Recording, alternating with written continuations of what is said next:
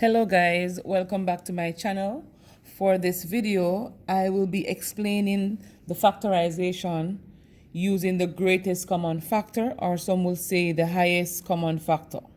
So the greatest common factor is the largest number that divides exactly into two or more numbers. So if we should consider some real numbers, guys, for example, 9 and 3, you go ahead by listing these factors. So for 9, so basically you need small numbers that can go into these big numbers. So say we have 1, 3, and 9. And for 3, we'd have 1 and 3. So of the two sets of number you listed, you identify the largest number that is common between these two, and the answer will be 3. So in this example here, we are given two terms to factorize using the greatest common factor.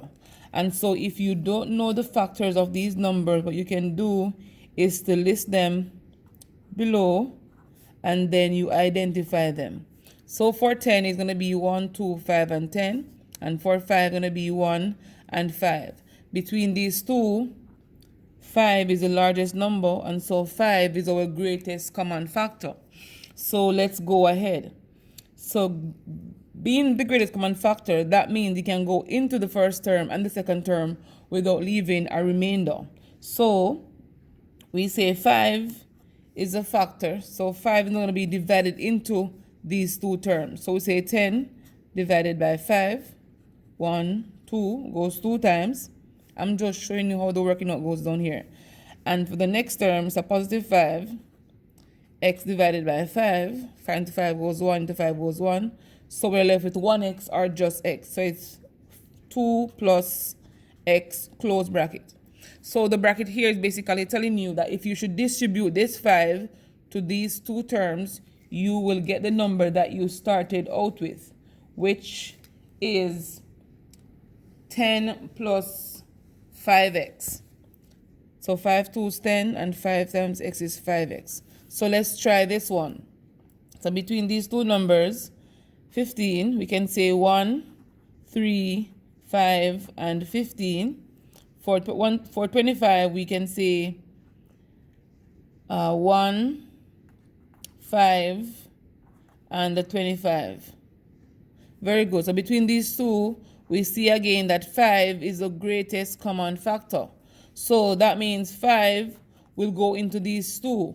But again, once a variable is common, I should have said it right here. Once a variable is common, you identify that variable and take it out. But in this case, there is nothing common, and so there is no common variable.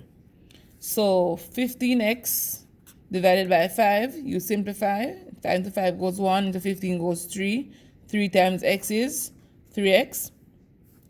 Then we go 25, y divided by 5. 5 into 5 goes 1, 25 goes 5, so it's 5 times y, so it's 5y. How do you know what sign to go in the middle? It's a positive 25 divided by a positive 5, which leaves a positive answer. And so that's where we go for those two. Let's try another question where we are given an additional two terms, but in this case, the power is greater than 1. So for these two,